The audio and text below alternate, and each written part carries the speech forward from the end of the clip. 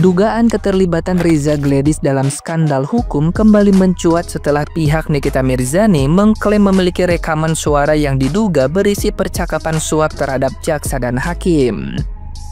Namun, Reza Gladys menanggapi isu tersebut dengan santai. Dalam podcast bersama Denny Sumargo, ia menegaskan bahwa suara dalam rekaman itu bukanlah miliknya. Ia mengaku memang sempat melihat rekaman yang viral di media sosial. Meski tidak terlalu jelas, namun ia yakin 100% bahwa itu bukan dirinya karena ia tidak pernah melakukan hal yang dituduhkan.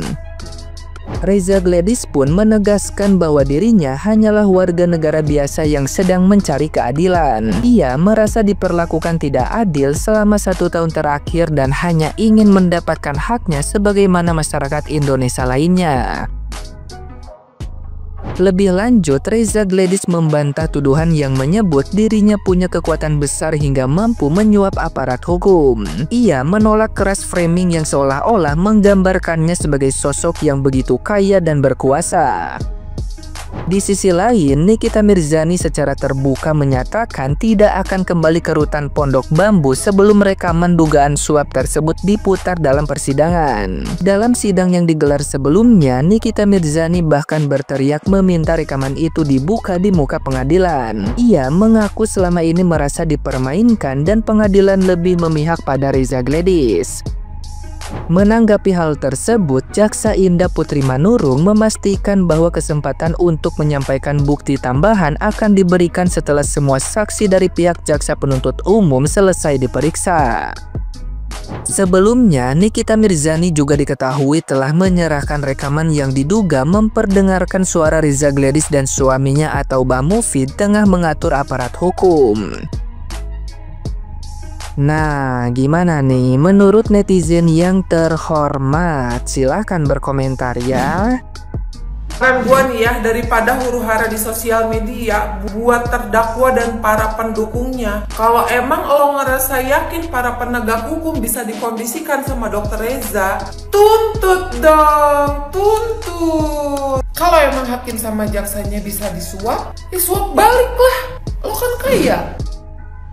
Gue bukan fansnya Nikita Mirzani ya, tapi geng lawannya juga bukan orang yang punya aura-aura orang bener, tau gak? Kayak kalian juga punya aura negatif. Tahu gitu gue tadi yang bantuin JPU pakein borgol, pakein rompi. Kayak orang bener aja loh. Mungkin di persidangan mereka mikirnya, gue akan bikin Nikita Mirzani dan temen-temennya atau dan tim-timnya pelangap-longo. Lo yang pelangap-longo di persidangan. Persidangan paling lucu menurut gue. Kapan sih itu selesainya? Kalau udah terbukti ya itu barangnya nggak ada BPOM-nya. Kok si dokter yang mengkilat itu nggak ditahan?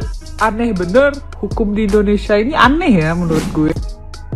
Nonton berita sambil makan dan berbicara manja kepada bapak senior.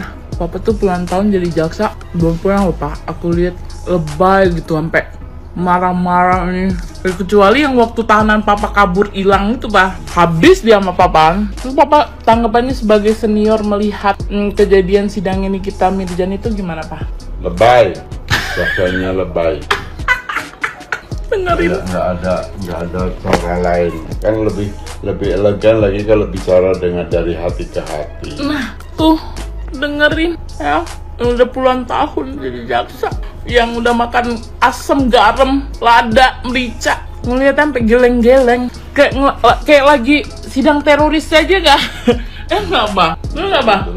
Papa dulu sedang teroris aja nggak ada. Itu dia. Nggak. Jujur aku pengen berharap apa ya, maksudnya kita nonton podcastnya Denny ini gitu, kita bisa simpati lah gitu ya kan. Kita mau tahu ini, kita sebenarnya netizen kan harus fair ya, kita nggak boleh dikompor-kompori gitu kan. Bisa aja sih dokter ini yang benar ataupun si N yang salah gitu kan. Cuma dari statement awal sampai terakhir ini nggak ada yang membuat aku itu menjadi tambah simpati. Apalagi dia bilang kalau flexing G itu adalah hiburan untuk rakyat Indonesia yang saat ini sedang kesusahan.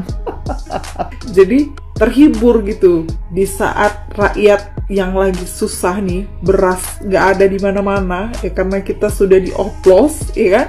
Terus kita melihat nih di platform media sosial yang besar ini, ya kan, tingkah laku orang-orang, ya kan, aku nggak cuma bilang dia loh ya, ternyata dalam pikiran orang-orang pintar ini, kalau mereka flexing kekayaan itu adalah hiburan untuk rakyat-rakyat yang sedang kelaparan.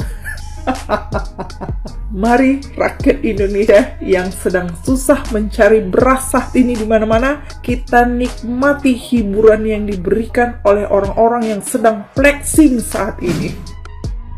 Kalian udah nonton belum podcastnya Densu? Yang bertanya sama DRG seperti ini. Kira-kira apa yang kamu harapkan saat ini pada saat kasusnya Nikita Mirzani sekarang berlangsung? Terus DRG menjawab, saya hanya ingin saya kembali ke asal saya dengan hidup dengan tenang. Berarti selama ini dia hidup nggak tenang. Selama dia berseteru dengan Nikita Mirzani, hidup dia nggak tenang, kagak bisa tidur, makanya pelangak-pelongo. Terus ditanya lagi sama Bang Densu, terus kamu pikir kalau dengan Nikita Mirzani masuk ke dalam penjara kamu bisa mendapatkan segalanya? Terus dia ngejawab, saya sudah tidak tahu lagi. Selama ini saya sudah melakukan, saya sudah mengeluarkan segalanya, saya sudah memberikan segalanya, saya sudah memberikan apa yang saya punya. Mungkin ini karena ada oknum-oknum yang memanfaatkan kelemahan saya. Situ nggak mikir oknumnya itu di sebelah elu, di sebelah elu, oknumnya itu nepos alias nenek pansos. Lu nggak mikir kalau dia kepala 1000, muka 1000, kemana-mana pura-pura baik, yang lagi naik daun dia baik-baikin, orang kena musibah dia hancurkan. Saking bencinya sama Nikita Mirzani lagi kena musibah, dia hajar terus-terusan melalui DRG, dan lu tuh cuma dibikin tumbal. DRG paham? Kemarin baru heboh-heboh kasusnya di J-Panda. Sekarang gue puyeng ngeliat sidangnya si NN ini, ya kayaknya nggak habis deh dia dramanya ya. Gue tuh sebenarnya melihat tenaga dia ya untuk membesarkan anak, tapi gue bisa melihat bahwa ya memang ada indikasi di gini loh ya, yaitu merasa, menurut gue ya, pendapat gue, jangan dibully loh, pendapat gue, dia itu merasa bahwa dia tuh punya power ya. Kalau dia ngomong masyarakat Indonesia itu bakal percaya. Ya lu pada juga yang membuat itu semua sebenarnya, dan selalu percaya omongan orang yang belum tentu kebenarannya. Jadi kalian ini gampang banget digiring opini gitu loh. Kalau kata si ini gini, belum ada buktinya nih, kayak gini contoh ya, dia seolah-olah kayak pede banget ya, memberikan bukti, katanya bukti bahwa jaksa hukum di dunia ini tuh sudah direkayasa dengan bukti rekaman gitu, katanya disogok loh. Hakim gak mau mempertontonkan itu, kan di live tuh gak mau memperdengarkan dan sehingga ditonton, bukan karena takut, tapi dalam pengadilan itu ada aturannya, di mana ya di dalam persidangan itu semua bukti itu perlu dicek dulu keabsahannya, kebenarannya ya. Kan kita nggak tahu itu rekaman siapa, dari mana, harus ditelusuri dulu silsilahnya, dari mana bebek-bebek, kok kenapa rekaman itu bisa ada, enggak ujuk-ujuk itu menjadi bukti terus diperdengarkan ke kalian, ngerti nggak lu?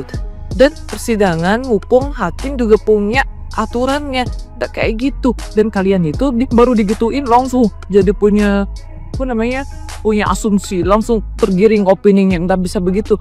Kalian juga sih yang langsung percaya, makanya ini orang merasa dia punya power, ucapannya dia itu selalu dipercaya, baru digiring opini sedikit langsung percaya, langsung terdoktrin otaknya, ya kan? Itulah kalian itu. Sebenarnya orang ini nggak punya power. Kalau kalian pinter ya, be smart guys, jadi nggak langsung percaya segala omongan orang-orang atau bikin opini sedikit kalian langsung percaya, nggak kayak gitu ya. Kalau coba kalian lebih dewasa, kalau ada omongan apa-apa jangan langsung dipercaya, kalian cari tahu dulu bener gak ini kayak gimana gitu loh. Nah karena dia merasa dia jumawa ya, dia merasa dipercaya, omongannya dia itu bisa mempengaruhi masyarakat. Mungkin yang tadinya awalnya bener ya, mau berbuat baik, mau ngasih tahu, tapi bila gelap matanya ya, dan gelap matanya ketika ada yang begini.